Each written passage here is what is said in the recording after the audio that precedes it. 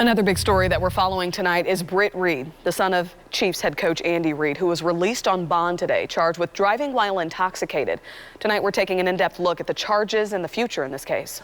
Those charges stem from a crash on February 4th, just days before the Super Bowl. According to documents, Reid crashed into two cars sitting on the shoulder of the road near the entrance ramp from Stadium Drive to southbound I-435 in Kansas City. Britt Reid's attorney released a statement saying Reid voluntarily appeared before court today before he was released on bond. This charge could send Reid to jail for up to 7 years. For the family and law enforcement, it feels like today is another step on the journey toward justice for 5-year-old Ariel Young.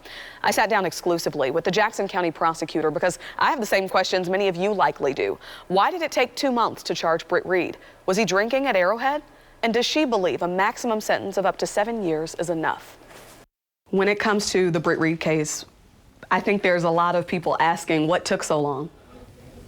It really didn't take long.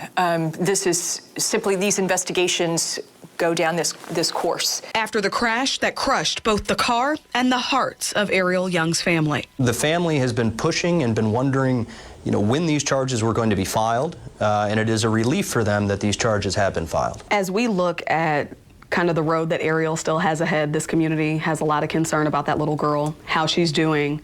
I think for some folks it may be a little bit hard to square the charge being anywhere between 1 and 7 years if convicted. I don't disagree. I don't disagree.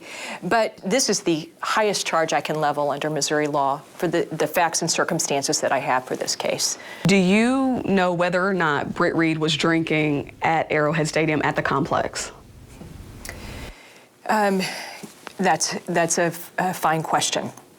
What I can tell you based off the evidence that I have, while we don't have direct evidence of where Mr. Reid was drinking that day, we do have evidence that he was drinking. We have evidence through his own words as well that he were leaving the stadium, and moments later, this crash occurs. Forever changing a little girl who's still fighting and a family that's still hopeful. I can tell you that the deficits that she was released from the hospital are horrifying.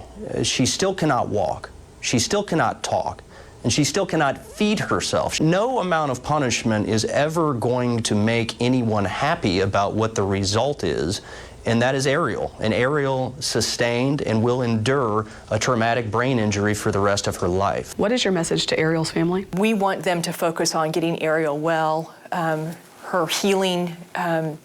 We want to make sure we take as much pressure off of them so that they can focus on her, improving her health. Hopefully that happens in the near future, but she has a long road to go.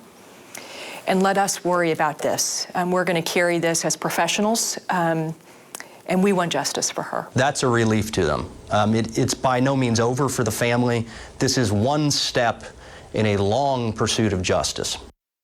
Peters Baker says she expects they will be in a courtroom soon on this case, but the family attorney you just heard from shared that they aren't pushing to rush to trial. They want some time to truly see the long-term effects that Ariel is going to have to endure from this crash. A lot of insight there, Dia. Thank you. Less than a week after the crash, the Kansas City Chiefs let Britt Reid's contract expire. The team releasing a statement today, reading in full, the Kansas City Chiefs organization remains steadfast in our concern for all who have been impacted by this tragic accident.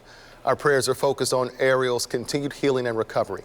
The Chiefs are regularly in contact with the family's designated representative during this challenging time. The NFL says it's also monitoring all developments in this case and, quote, following the completion of legal proceedings, we will address this matter and take any appropriate action.